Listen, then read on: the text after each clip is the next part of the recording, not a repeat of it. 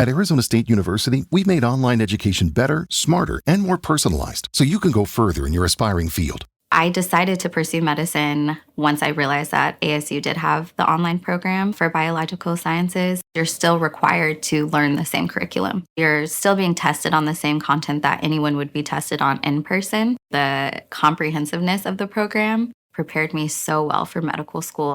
Explore over 350 plus programs at asuonline.asu.edu. This is a Dynamite Network podcast.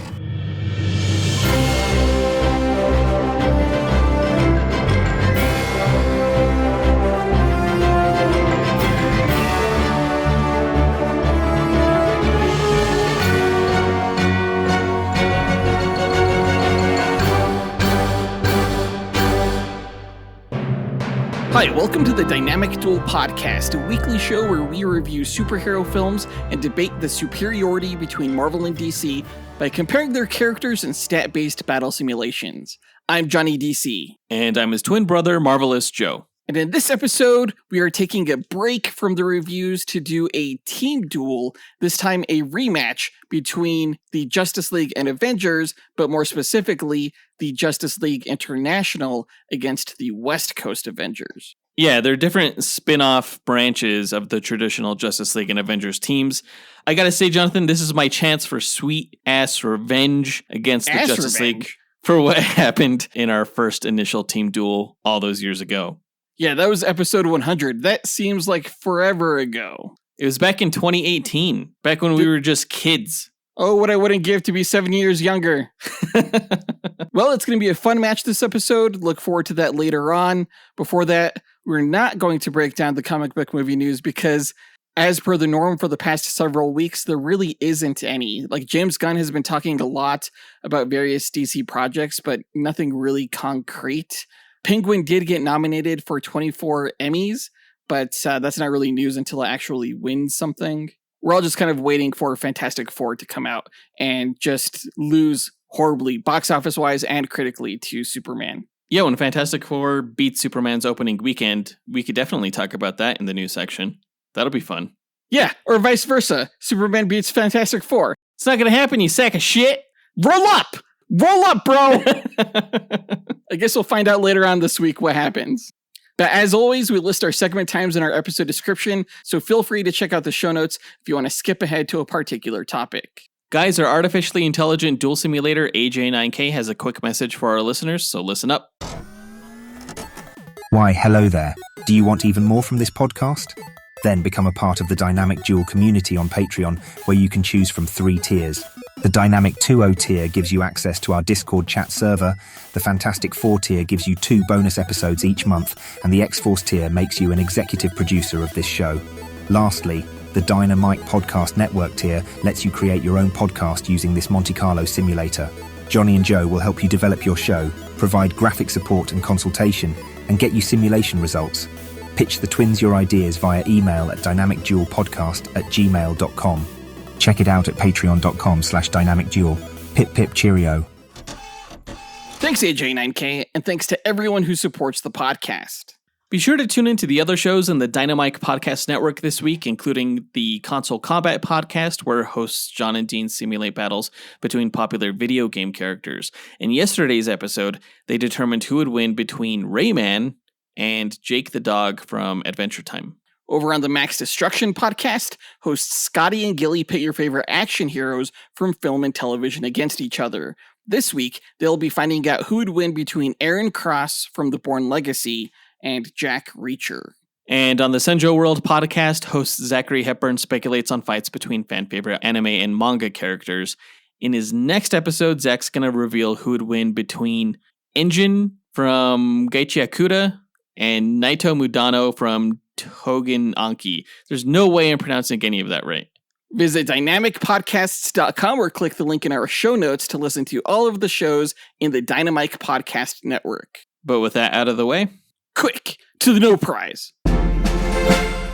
A No Prize is an award that Marvel used to give out to fans. Our version, the Dynamic Duel No Prize, is a digital award we post on Instagram for the person that we feel gave the best answer to our question of the week. Last week, we asked you guys, what do you want the sequel to the Superman movie to be about? And this is coming off of the phenomenal box office opening weekend for the Superman movie, which will more than likely warrant a sequel for the character. We got quite a few answers. We're going to break down this week's honorable mentions before revealing the no prize winner. Our first honorable mention goes to Travis Herndon, who said, "What's up, dynamic dudes? Travis here. Shout out to my evil twin. So my answer would be like, what if Superman and for the sequel actually meets Mongol? I think Mongol would be a pretty cool villain to introduce in the sequel. He's a tank. This dude is powerful, and this could also be a nice little whetting of the appetite for DC fans for like whenever Darkseid shows up. Like, hey, this guy was rocking Superman shit. Imagine Darkseid rocking him. Yeah, I love the idea of Superman going up against a formidable physical threat like Mongol, who literally owns an entire planet that's essentially like a Death Star, but way cooler. Yeah, Warworld. Yeah, we haven't seen Mongol on the silver screen yet. I'd love to see someone new for Superman to fight, and Mongol is a great choice. And we know that he exists within this DC universe because we saw his sister, Mongal, in the Suicide Squad movie that James Gunn also directed. That is correct. But hopefully, Mongol wouldn't go out like a punk ass like she did with the helicopter. Right. Great answer, Travis. Our next honorable mention goes to Alex Albro, who said, "Hey guys, given the message from Superman's parents, I think there's still a lot left on the table for the media to be against Superman, especially if the antagonist of the second movie is some sort of Kryptonian invader. I think you can get Kara involved there. Depending on how they handle it, you could even cause a rift between Superman and Lois based on his actions. I think the second movie should end darker, just since this first one was pretty upbeat and positive, and I think we still benefit from seeing Superman in a vulnerable position. I think Lex should stay in jail till the third movie, or till maybe a Justice League team-up where he comes back with an Injustice gang."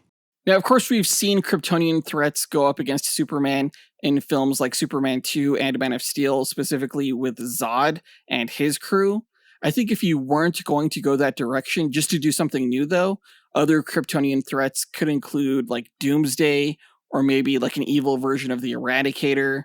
We've seen Doomsday as well, but I think this would be an opportunity to do him even better than BVS did. That's right, yeah. We haven't seen him done right, at least. You know who you could do, actually? There's a recent villain called Rogol Zar that was created by Jim Lee, who I think was a creation of Jor-El, and he was revealed to actually be the one responsible for Krypton's destruction. That might be interesting. That would be interesting. Great answer, Alex. Our final honorable mention goes to Braden Schaffer, who said, "Braden here. I think the perfect sequel would have Zod being the villain. We could see Superman fight an actual Kryptonian and not a clone. We could see Zod not get killed on screen this time. And we could see how the public thinks of the rest of Krypton after, the whole news article. And I think it'd be great at the end of that to have a post-credit scene teasing Doomsday for that final kind of tease of Superman's big fight." I mean, it is really hard to do better than Zod. He's one of Superman's ultimate foes. I wouldn't hate a reimagining of him. And like Braden and Alex said, it would be a nice continuation of the story established in the first Superman movie. Right, continuing the whole Kryptonian angle where they're more conquerors, almost like Viltrumites or something like that. Yeah. Great answer, Braden. We want to give a quick shout out to Lorenzo Valdez for taking the time to visit our website and record an answer. But the winner of this week's No Prize is Cornelius Robinson, who said, "Hey guys, it's Cornelius Robinson, and my idea for the next Superman sequel would introduce the villain Brainiac, even though it would be too soon, but who knows in this new DC universe. A new character they can also introduce is John Henry Irons, aka Steel, and a possible return for Supergirl to help combat with this unknown threat, and expanding Superman's responsibility to Earth as well." I've been waiting to see Brainiac on the silver screen for so long. He is sort of the ultimate Superman villain, and I don't understand why we haven't seen him on screen yet. I think with Supergirl being introduced in this universe, it also makes perfect sense that Brainiac would come, considering he's the one who shrunk the city of Kandor, where Supergirl's parents lived. Yeah, and since he's kind of a tech-based villain, It'd be cool for Superman to team up with another tech-based hero in Steel and introduce him in that movie and actually get the whole Superman family going up against Brainiac. I think that'd be cool. I don't know if I'm quite ready for Steel. I do like the idea of him coming around with the other Reign of the Superman characters like Superboy and the Eradicator, but I could be wrong. Steel is a really cool character. So great answer, Cornelius. You win this week's No Prize. If you, the listener, want a shot at winning your own No Prize, stay tuned to later on in this episode when we'll be asking another question of the week. Which is right now. So on to the question of the week. For those who have seen the Fantastic Four First Steps in its opening weekend, what did you think? And why was it inferior to Superman, if you want to include that in your answer? You mean superior. Record your answer at dynamicduel.com by clicking on the red microphone button in the bottom right-hand corner of the screen, which will prompt you to leave us a voicemail. Your message could be up to 30 seconds long, and don't forget to leave your name in case we include you on the podcast. We'll pick our favorite answer and award that person a Dynamic Duel No Prize that we'll post to Instagram. Be sure to answer before July 27th.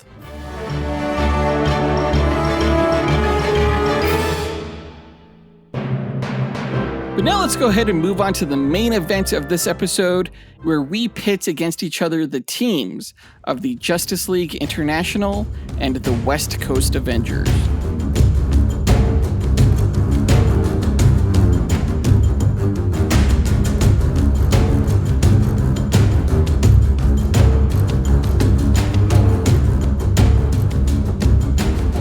Okay, Justice League International versus the West Coast Avengers. As we mentioned earlier, this is something of a rematch for these two teams, since the very first team duel that we did in episode 100 of this podcast was the Justice League versus the Avengers. But those two teams have such broad rosters, we knew eventually we'd have to circle back with some of these extra characters and the offshoots that these teams have had in the comics. Yeah, and plus I just really want a rematch. Yeah, I bet you do. And the West Coast Avengers are just the perfect team to do it. I don't know much about Justice League International, but I know that they're not as good as the West Coast Avengers, which is primarily composed of your standard Avengers. They just moved over to the West Coast for a while, operating out of LA. Oh, they operate out of LA? Oh yeah, the Justice League International operates out of the world. The whole world. It's international, not regulated to a single coast. Where's their headquarters? Actually, they have headquarters all around the world as well. Oh, really? Okay. Yeah. Why be based around the world when you could be based in LA, right? Right? No. Well, since these teams don't need too much setting up, let's go ahead and get right into it. To explain the methodology behind our duels, let's go to our sentient duel simulator, Alfred Jarvis 9000. AJ9K, tell our listeners how you go about determining a winner in our team duel matchups. Yes, of course, sir. The way I determine a winner between the two teams is by running 1,000 Monte Carlo simulations between every character on each team using their statistics. A Monte Carlo simulation is a probabilistic model used to determine outcomes through random sampling. In this case, I randomize the statistics along a normal distribution as a way to simulate the many variables that can occur during battle. The stat parameters are based on the official Marvel Power Grid, from which the DC characters' statistics are extrapolated. Additional stat categories are included such as range, damage potential, versatility, and perception in order to create a more detailed and accurate simulation. The results of the 49,000 simulations provide a percentage of wins for each character on both teams. The team with the higher average win rate is declared the victor, as they have a higher probability to win any given battle. In an equitable pairing, neither team should win 100% of the matches. The comic book stories have shown that there's even a way for Batman to defeat Superman, so the confidence rate of my method falls in line with the precedents that have been established in the source material. My mathematical simulations are without subjectivity or bias. Feats are not the sole consideration, nor are fan votes tabulated for determination of the winner. Thanks, AJ9K. Before we run the simulations, though, we'd like to break down each team's histories and rosters before improvising a scenario on how we imagine one of the thousands of simulations would play out beat for beat. And I believe it's my turn to go first, so let me break down the West Coast Avengers history. Most of the New York City-based Avengers vanished when a cosmic being called the Beyonder whisked heroes and villains to a distant world to watch them fight in a secret war. In their absence, acting Avengers chairman Vision fearing Earth was underprotected, convinced the U.S. National Security Council to approve a second Avengers team roster on the Pacific Coast and chose Clint Barton, Hawkeye, to command it. You can learn more about the primary Avengers team in the episode where we pit them against the Justice League. Hawkeye and his new wife, former S.H.I.E.L.D. agent Bobby Mockingbird Morse, bought a neglected seaside estate near Los Angeles and recruited to the initial team the super strong Simon Williams, aka Wonder Man, and Iron Man, who was actually Jim Rhodes wearing Tony Stark's armor at the time, while Stark worked on recovering from his alcoholism. The giant-sized scientist Bill Foster, aka Goliath, oversaw renovations that turned the coastal property into a new base called the Avengers Compound. Rounding out the debut roster was the feline heroine Greer Nelson, aka Tigra, a Chicago native who worked in a lab undergoing secret conditioning experiments that boosted her strength, speed, and senses. She was later transformed by a member of the mystic Cat People into the half-human, half-feline Tigra. After establishing a career as a vigilante, she auditioned for the Avengers, accepting Hawkeye's call to help found the Pacific Division. The West Coast Avengers' first crime-fighting mission came when the thief called The Blank fled a robbery with tech that accidentally recalled the villain Graviton from exile. Graviton tried to rip Los Angeles off its foundations until the team brought him down. The West Coasters then flew east in a Quinjet to help the original team stop the cosmic schemer Maelstrom, proving the two branches could operate side by side. Hank Pym, the original Ant-Man, moved into the Avengers compound as its resident scientist, while Wonder Man's brother, the Grim Reaper, formed a new lethal legion with Ultron and other villains. The Legion ambushed the compound and took the heroes captive, but Mockingbird's surprise ambush distracted the villains long enough for her teammates to break free. The Reaper seemingly died in the fight and Ultron retreated. James Rhodes soon revealed his true identity in the Iron Man suit, after which the recovered Tony Stark reclaimed the armor and Rhodey became War Machine. Tigra's increasingly feral behavior attracted Kraven the Hunter, who stalked her across Hollywood backlots until the Avengers drove him off. Soon afterward, the team's newest member, a devout New Mexican hero, Firebird, was hunted by the demon called Master Pandemonium, intent on reclaiming shards of his broken soul hidden within her. The Avengers tracked the villain to the hidden realm of the Cat People, where Tigra bargained to merge her split human and feline selves in return for Pandemonium's death, a deal she later regretted.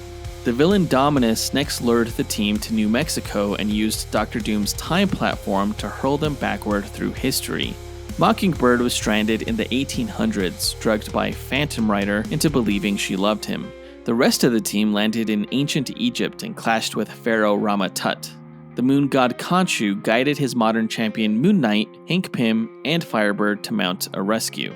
After months of jumping through time, the Avengers reunited and Mockingbird let her abuser fall to his death. Upon returning to the present, the heroes defeated Dominus. A period of governmental tension followed. The mutant Mystique's federal squad, the Freedom Force, arrested both Avengers branches on false treason charges devised by the Zodiac Cartel. You can learn more about Mystique in her duel against Madame Rouge. Soon after, Washington forced the unstable super soldier John Walker, aka US Agent, onto the West Coast roster as field leader. Hawkeye resigned in protest, Mockingbird followed, and the pair mentored the quirky Great Lakes Avengers. Meanwhile, an international coalition dismantled Vision for his past attempt to seize global computer networks. Hank Pym rebuilt him, now chalk white and emotionless, because Wonder Man refused to lend his brain patterns a second time. You can learn more about Vision in his duel against Martian Manhunter. Vision's blank slate worsened Scarlet Witch's grief after her twin sons, created by her magic, were reabsorbed into the demon Mephisto. Manipulated by Magneto and Time Master Immortus, she attacked her teammates until Agatha Harkness restored her mind. Roster turnover continued as Spider-Woman and the electricity-powered Living Lightning joined the team. Stark, battling health issues, faked his death and ceded the team lead to War Machine. Interstellar conflict soon pulled the West Coast roster back into space. When Kree soldiers used a Stargate near Earth to attack the rival Shi'ar Empire, both Avengers teams split into 3 squads to keep the fight away from the sun. The West Coast unit failed to stop Shi'ar commandos from stealing the Kree negabands, and a bomb made from that energy killed billions in Kree space.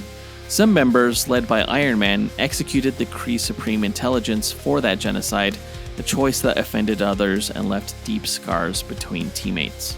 Back on Earth, the Avengers roster shifted again. Tigra, Hank Pym, and the Wasp moved to reserve status, letting US Agent, Spider-Woman, and Living Lightning step into full membership. Hawkeye and War Machine rejoined, and the teenager Darkhawk joined as a part-time player. Ultron returned in adamantium form, infected Hawkeye, Tigra, and Quicksilver with techno-organic implants, and unveiled Alchema, a murderous bride cloned from Mockingbird's mind. The Avengers purged the implants and turned Ultron's own missile against him and Alchema, apparently destroying them both. Hangman, backed by demons Satanish and Mephisto, formed another lethal legion and struck the depleted West Coast Avengers. In the infernal fight, Mockingbird sacrificed herself to save Scarlet Witch, and she died in Clint's arms. The Avengers compound lay in ruins, membership had fallen, and disputes were constant. Captain America convened an all-hands vote, and led by Stark, the majority closed the West Coast branch. Stark then formed a new team called ForceWorks with several West Coast alumni, but that group collapsed within a year, and most members drifted back to the main Avengers. The deserted Avengers compound later reopened as the training campus for teenage heroes of Avengers Academy. California still lacked frontline defenders, however, so Kate Bishop, the second Hawkeye, started a detective agency in Santa Monica. When giant land sharks rampaged along the pier, she called Clint for backup and assembled a fresh West Coast Avengers lineup, including the dimension-hopping Miss America, the energy-absorbing Fuse, the sarcastic telepath Kid Omega, and the reality-warping Gwenpool, who adopted a baby land shark named Jeff. Madame Mask soon captured the rookies with her West Coast Masters of Evil, but Kate's ex-boyfriend Novar, aka Marvel Boy, helped them escape. The team then received new headquarters in Venice Beach. During the Dark Elf Lord Malekith's invasion of Earth, Kate joined a babysitting squad guarding Thor's infant sister Lassa, while her teammates fought frost giants in San Francisco. Afterward, Tony Stark and Rhodey organized a rehabilitation-focused West Coast roster that included longtime ally Spider-Woman and veteran hero Firestar. Their opening mission dismantled a machine-based religious cult called the Gospel of Ultrons, which was formed from the fragments of Ultron. And that's the West Coast Avengers history. For the 7-person roster going into the team duel, I'll admit I was a little loose with the official members. For starters, I did include several of the founding West Coast Avengers members, including War Machine, Wonder Man, and Tigra. The Wasp was an early recruit to the team, so I'm including her. Quicksilver was a later recruit, but I've been dying to squeeze him in a team duel, and passed over our last X-Factor duel just to have him here. For the final 2 spots, I'll admit I'm going a little rogue and blurring the lines between what constitutes a West Coast Avenger and a regular Avenger. Black Panther has never officially been part of the West Coast roster, but he has fought alongside them, and given that he's been a major player for the Avengers over the years, I thought it best that I include him in one of these team duels. The same goes for Hercules, who again has never been an official West Coast member, but is an Avenger nevertheless through and through.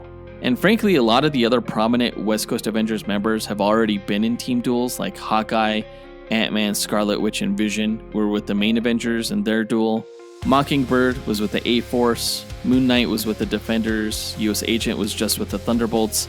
I could have gotten some reserve members in here like Darkhawk or Firebird or Living Lightning, but I thought it was better to go with Black Panther and Hercules, because now I think you can say that most of the classic comic Avengers have been in a team duel.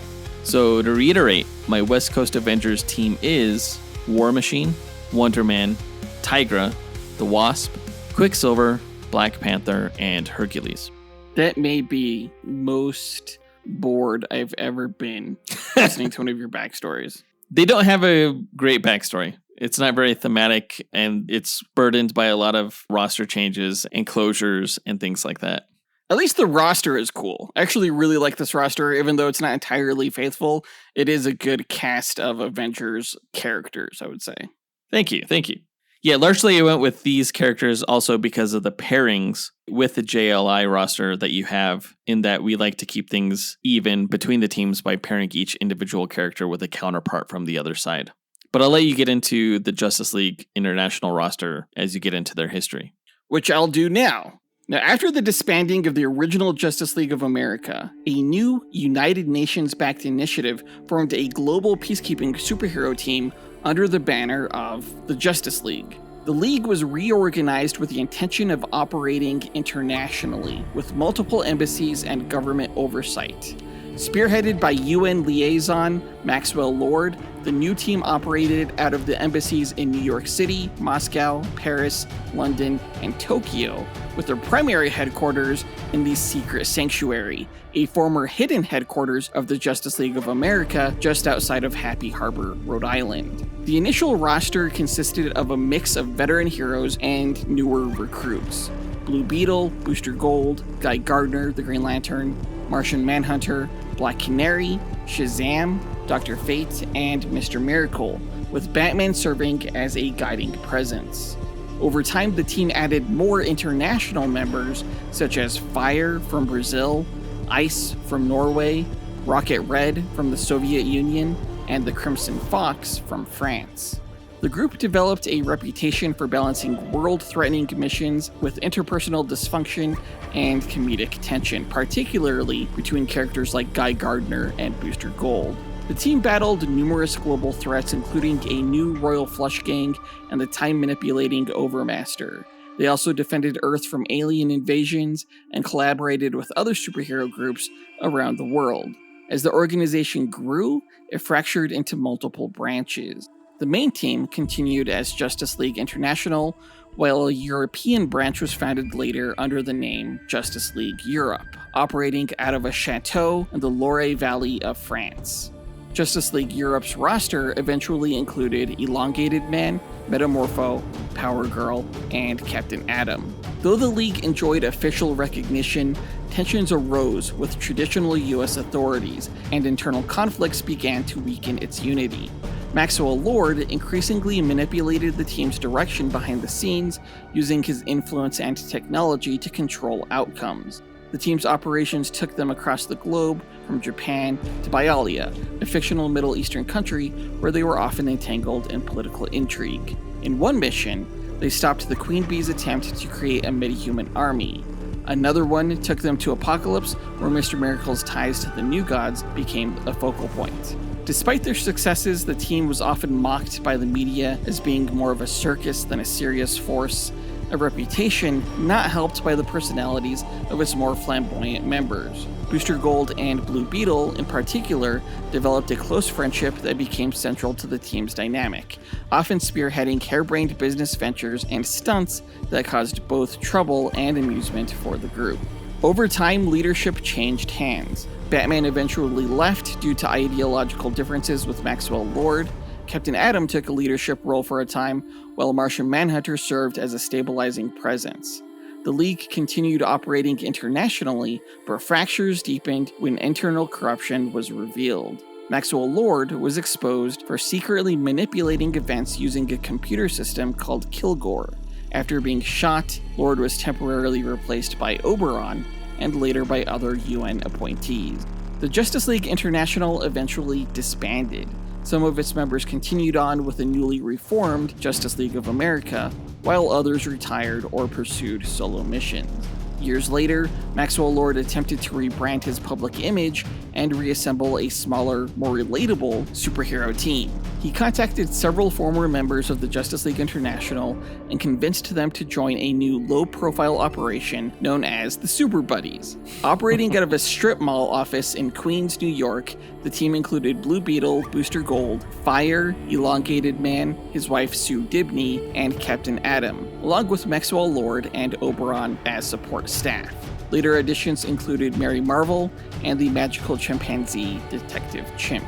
The Super Buddies focused on local threats and public engagement. Their operations were less about world saving and more about improving their public image and self-esteem. They tackled issues like hostage situations and metahuman disputes, but often found themselves overwhelmed or outmatched. Despite the comedy and dysfunction that surrounded the group, they genuinely tried to help their community. At one point, the team was kidnapped to hell by demons posing as superheroes, forcing them to work together to escape. In another incident, they were trapped inside of a magical sitcom reality. The Super Buddies eventually disbanded after realizing they were not suited for full-time heroics. The experience, however, deepened the bonds between many of the original Justice League International members and offered closure to long-standing tensions within the group. After the Super Buddies disbanded, several of its members returned to mainstream superhero activity. Maxwell Lord, who had remained publicly dormant for years, resurfaced with telepathic powers and a hidden agenda. Secretly working to eliminate superhumans he considered dangerous, Lord reactivated a Brother Eye satellite system and manipulated events to incite distrust in metahumans. He covertly used his powers to control minds, including that of Superman, who he turned against the League in a test of loyalty. Blue Beetle uncovered Maxwell's plot, but was unable to stop him. When Blue Beetle refused to join Lord's cause, he executed him with a gunshot to the head. This act set off the events of Infinite Crisis, during which Wonder Woman was forced to kill Maxwell Lord to free Superman from his control.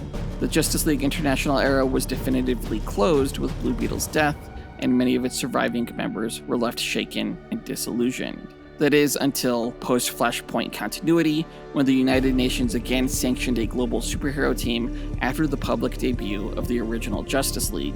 This time the team was formed explicitly as a counterbalance to the independent nature of the main league, with government oversight as a prerequisite.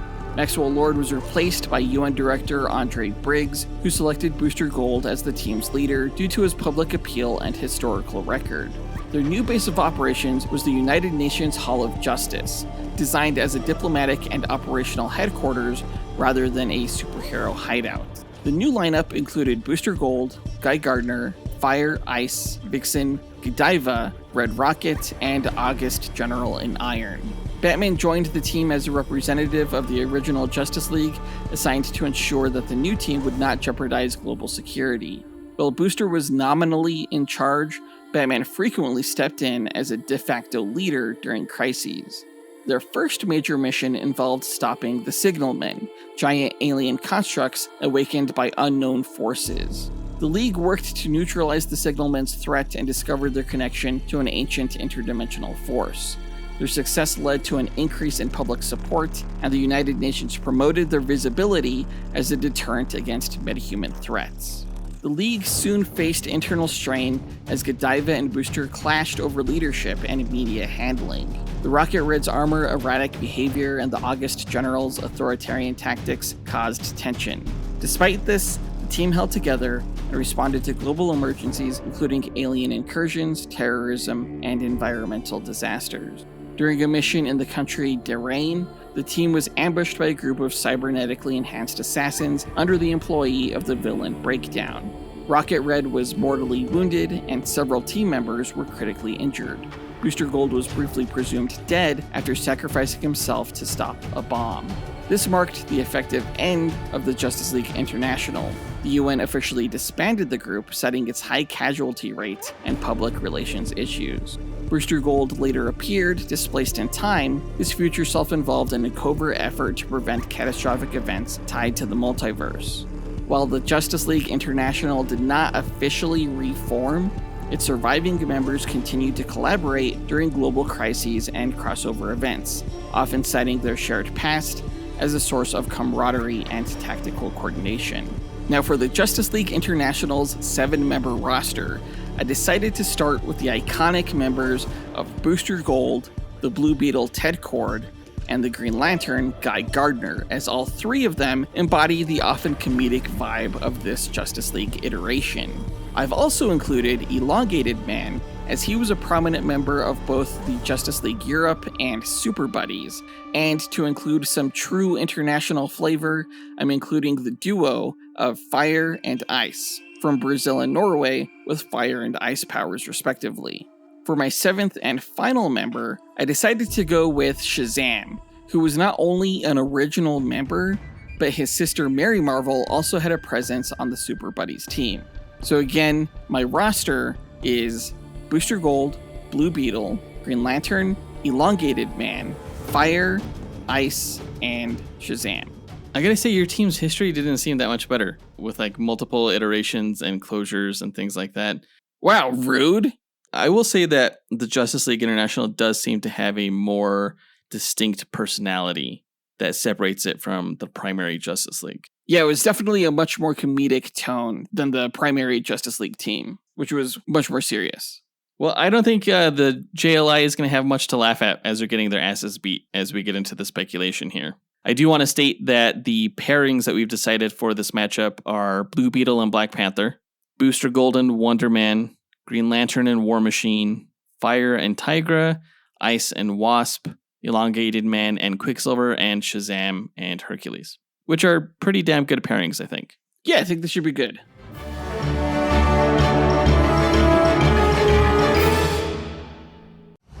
In a world where fantasies collide and heroes clash, one podcast network rises above the rest. Prepare yourself for the ultimate showdowns in comic books, video games, movies, and anime. The Dynamite Podcast Network presents Console Combat, where video game legends brawl every Monday. Dynamic Duel, where comic book titans smash every Tuesday. Max Destruction, where TV and action heroes battle every Wednesday. And Sendro World, where anime champions clash every Thursday. Join us as we speculate on the matches and, armed with the power of mathematical simulations, discover who will emerge victorious. Visit dynamicpodcast.com, where we settle the debate and settle the score. Now that we got the team's histories and rosters out of the way, let's speculate on how one of the thousands of simulated matches will go. The winner's determined by simulations, not our speculation, but it's fun to imagine how this fight could play out. AJ9K, what are the rules of our speculation?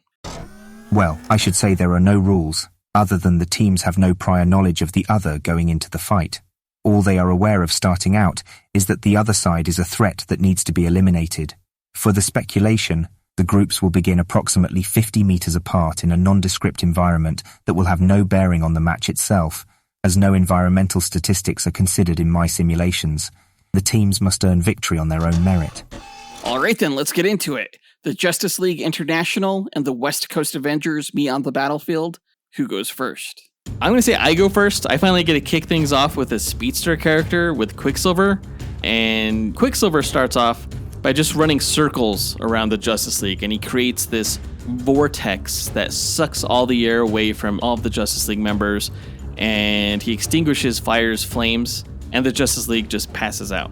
No, I'm going to say that before everyone passes out, ice is going to freeze the ground around them, causing Quicksilver to slip right into a giant green hand raising the middle finger that was generated by Guy Gardner.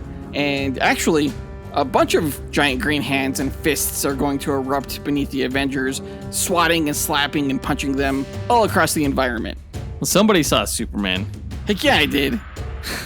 Okay, so the Avengers are getting knocked around by these giant green hands, but suddenly, I'm going to say Green Lantern gets a glowing green dagger blade right through his chest, because Black Panther used his agility to avoid the hand constructs, and then he chucked a green vibranium energy dagger at Green Lantern, and green means it's set to stun. So Guy Gardner's stunned, he falls forward, lands right on his face, and he's passed out for the time being.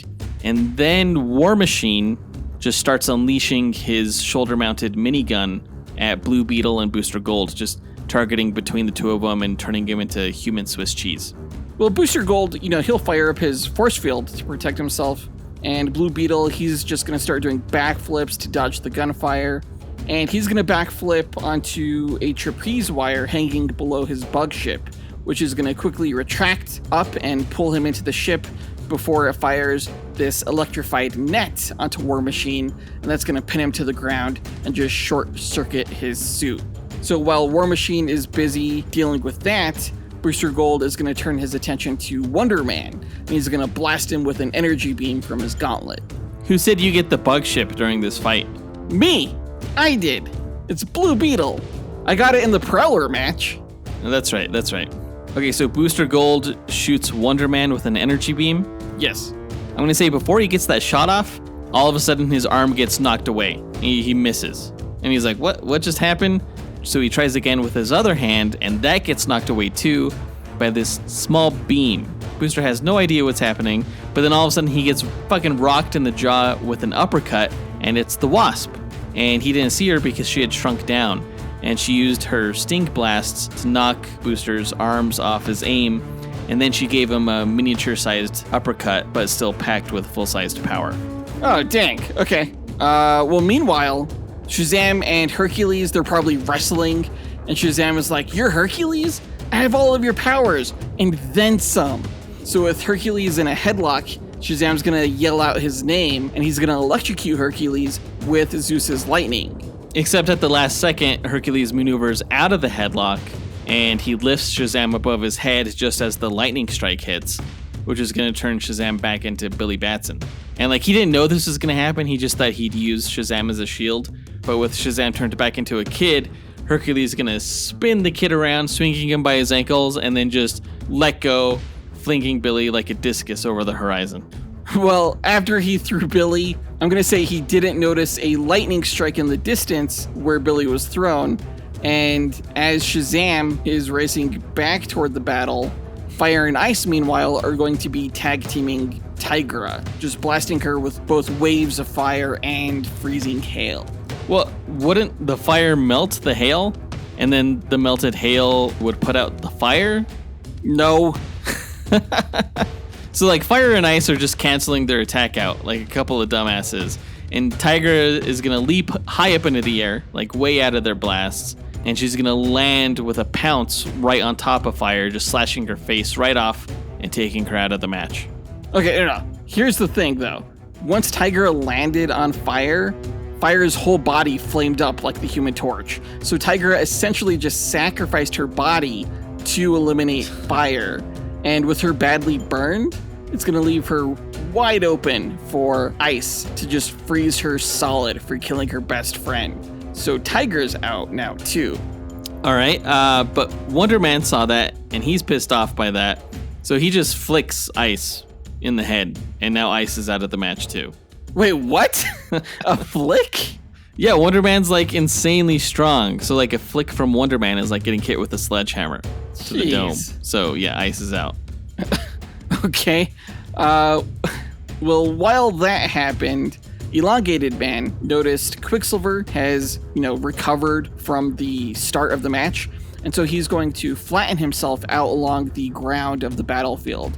And as Quicksilver is zipping around, once he runs over Elongated Man, that's when his trap is going to spring, and he's going to fold his body around Quicksilver, just suffocating him. Elongated Man's not going to be able to easily restrain Quicksilver, because Quicksilver, he's going to shake and vibrate to give himself some space within Elongated Man's trap, kind of like a rubber ball in a balloon type situation. And when he has enough space, Quicksilver's going to spin like a cyclone with his arms out, and that's just like putting Elongated Man in a blender. So Elongated Man gets knocked around and twisted, and eventually he's going to get flung away like a limp noodle and just be on the ground reeling from getting punched 1,000 times in 10 seconds. Jeez. And while he's recovering, War Machine, he reboots his armor from getting short-circuited by Blue Beetle's net, and he's going to cut his way out of the net using a plasma cutter on his wrist, which kind of looks like a welding tool. But at that point, War Machine's going to shoot Blue Beetle's bug ship just right out of the air with a bunch of missiles fired from his arm-mounted rocket launcher. So the bug ship gets hit, and it's going to crash to the ground and explode, which kills Blue Beetle, who's inside. Oh, no, because the bug ship would be alerting Blue Beetle that the missiles are coming. So Blue Beetle, he'll eject from the bug ship right before it gets hit by the missiles. And as he's parachuting back to the battlefield, he's actually going to control and steer the crashing bug ship using controls in his gloves into Black Panther. And that's going to obliterate him. Okay. But as Blue Beetle is parachuting to the ground, all of a sudden this sword comes flying out of nowhere through the air right at him, and it's the sword of Peleus, which is Hercules' sword. Hercules threw it, and it severs Blue Beetle's parachute cords, and he falls to his death. Jeez. Okay. Meanwhile, Booster Gold, he's too distracted to notice his friend Blue Beetle's death just now, because he's been using his future tech goggles to try and find and track what hit him earlier, the Wasp. And when he finally pinpoints her buzzing around the battlefield, he's going to trap her in a tractor beam, pull her right into his fist, and that's where he's going to crush her literally like a bug. Well, she could just grow to get out of his fist. No, because he uses his force field energy to create tractor beams, so she can't grow out of that. Can't grow out of a force field? Right. It's like a hard light energy bubble. Okay, well, War Machine, he's using his armor's flamethrowers to just ignite Elongated Man. And now Elongated Man's out of this match. What? No! It's not like Elongated Man would just sit still long enough for flamethrowers to take him out. As War Machine is trying to burn him to death, Elongated Man is, dodging and flipping around. And that's when Shazam is going to zip over to War Machine, and in a blur, he's going to yank off all of his weapons and armor before War Machine can really do anything about it. And with Rhodey standing there armorless, that's when Shazam's going to grab him and just yeet him right into outer space. Jesus. Well, Elongated Man may be able to dodge flamethrowers, sure, but he's not going to dodge this sudden beam of ionic energy from Wonder Man, who shoots it out of his eyes. So Elongated Man gets 2 holes just punched through his head, and now he's out of the match. For real this time. Okay. Well, you know who else is out of the match? Quicksilver. Because Green Lantern is going to generate glue all over the environment floor around Quicksilver, and that's going to slow him down long enough for Green Lantern to just snatch him with a giant pair of jumper cable pliers, and those are going to be connected to a giant green battery, which just fries Quicksilver. Okay, but then, hey look, Black Panther slashes his way out of the rubble of the bug ship that crashed on him. What? I mean, he has vibranium mesh suit, that would just absorb the impact, and it's gonna supercharge him. So he slashes his way out of the rubble, and he has a read on Green Lantern's energy signature from his first attack against him. So he knows Green Lantern's weakness, he knows to target the ring from his Kimoyo bead readout. And while Guy is distracted frying Quicksilver, Black Panther leaps over and slashes off Green Lantern's ring with his claws. And before Guy can even react, Black Panther straight up unalives the guy with a kinetic-powered explosive kick right to his ribs, just shattering them. Wait, Black Panther cut off Guy's finger? Yeah. That was actually a good move. Sucky, but good. Thanks. But Guy's ring is going to seek out a new ring bearer, and it's going to choose the closest, most worthy hero, and I'm going to say that's going to be, who do I have left? Booster Gold and Shazam? I'm going to say it's Booster Gold. So I guess he's Booster Green now with the ring.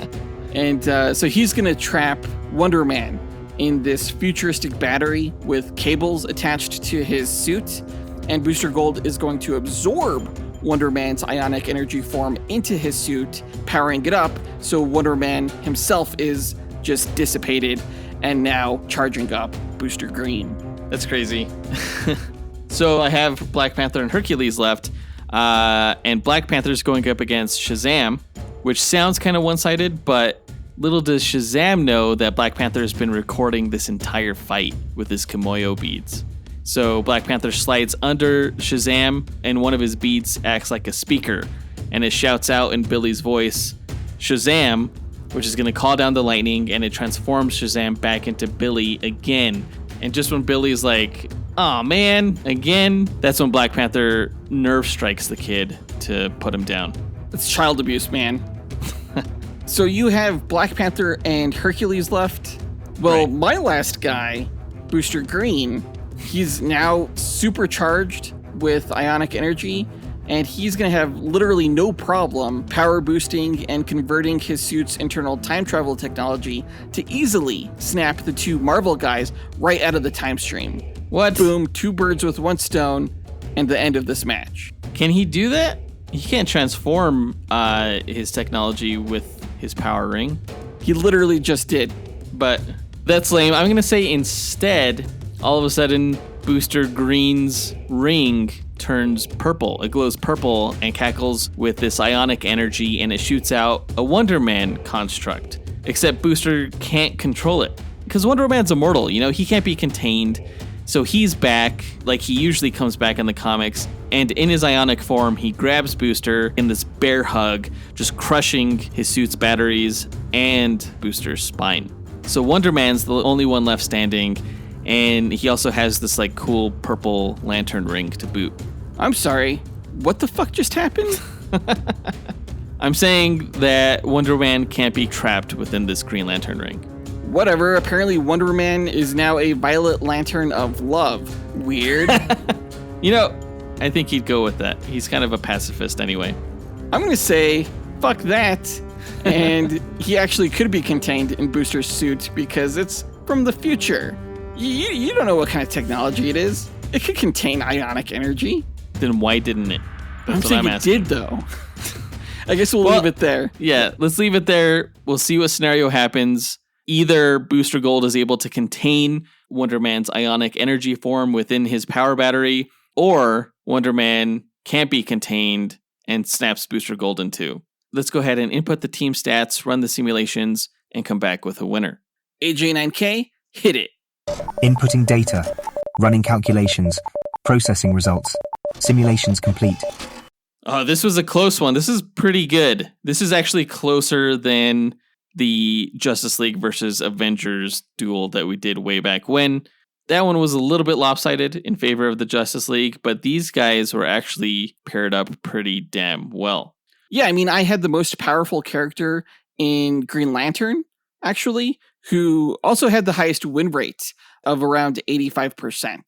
But I also had the weakest character, surprisingly, who turned out to be Ice. She won less than 20%. Yeah, my guys weren't too far off of that. Like, War Machine won about 3/4 of all of his matches, and Tigra won just under 1/4 of all her matches. But regarding the teams as a whole, I gotta say, the Justice League International trounced the West Coast Avengers when it came to the category of range. Like, you have a lot of blasty guys on your side, with Booster Gold and Green Lantern, of course, Fire and Ice. Shazam shoots lightning. Blue Beetle has his own blaster. Elongated Man can stretch. But, like, guys on my side, like Hercules and Tigra, Wonder Man, and Quicksilver, they barely had any range. Yeah, Wonder Man can shoot ionic energy, but it's rare. It's super rare. Super rare. The best thing your team had going for it was actually strength. Yeah, I mean, we have heavy hitters like Hercules, Wonder Man, War Machine. Even Tigra can lift about 10 tons. She's like Spider-Man level strength. Whereas on your side, you know, Elongated Man's not that strong. Neither are Fire and Ice. Neither is Blue Beetle. So the West Coast Avengers were able to lay the smack down in that regard. But were they able to lay the smack down overall? Or were they the ones who, in fact, got the smacking? Who do you think came out on top? It's going to be close, but I'm rooting for the Avengers. Because of course I am. Well, I have to say Instagram disagrees with you by a lot. 75% of our poll takers voted in favor of the Justice League International. Well, that's disappointing. That's life. Get used to it. It's full of disappointment for Marvel fans. Let's see if they're right. AJ9K, the results, please. Here you are, sir. All right, the winner in the team duel between the Justice League International and the West Coast Avengers is the West Coast Avengers. West Side! That's right. West Side is the best side. Out of all the simulated matches between the teams, the West Coast Avengers won 506 matches over the JLI's 494. They only won 12 more than the Justice League? This is a coin toss then. If by coin toss you mean the Justice League got the shit kicked out of them by the Avengers, then yeah, coin toss. If this was any other day, you guys would have lost. But not this day. Not this day. This is sweet justice for the Avengers. The West Coast branch was able to redeem the Avengers brand. They're reclaiming the trophy from the Justice League, and we're just running victory laps all around the fucking Justice League. I cannot even fathom these results. Like, there's no way the Avengers would ever beat the Justice League. I'm sorry, they just did. Weird. By 12 whole matches. Like, I feel like I'm in an alternate reality right now. It's like, what's going on? Well, let's be frank, you needed to be taken down off of your high horse, Jonathan, after watching the Superman movie. Well, it's fine. I'll just get back up on it after I'm gloating at the Fantastic Four's failure. Marvel all day, every day. Justice League sucks. You suck personally. Jeez. And I want you to remember this feeling. Already forgotten. But that does it for this team duel. AJ9K, help close us out. Thanks for listening to Dynamic Duel. Visit the show's website at dynamicduel.com and follow us on Instagram at Dynamic Duel Podcast. You can support the show on Patreon at patreon.com/dynamicduel and joining a tier that works for you, or by rating and reviewing Dynamic Duel on Apple Podcasts, Spotify, Podchaser, or on our website. Don't forget to listen to the other shows in the Dynamite Podcast Network, including Max Destruction, Senjo World, and Console Combat. In our next episode, of course, we will be reviewing the latest MCU film to hit theaters, The Fantastic Four: First Steps. Not looking forward to it, not hyped at all. I hope it bombs. And it's already projected to open less than Superman, which is freaking awesome. No one can predict the future. But that does it for this episode. We want to give a big thanks to our executive producers, John Starosky, Zachary Hepburn, Dustyn Balcom, Miggy Matanguihan, Nathaniel Wagner, Levi Yeaton, Austin Wesolowski, AJ Dunkerley, Nick Abanto, Scott Camacho, Gil Camacho, Adam Speas, Dean Maleski, Devin Davis, Joseph Kersting, Josh Leiner, Mike Williams, Oscar Galvez, and Paul Graves for helping make this podcast possible. And we'll talk to you guys next week. up and away. True believers. California knows how to party. In the city of LA, in the city of good old Watts. In the city of Compton. We keep it rockin'. We keep it rockin'.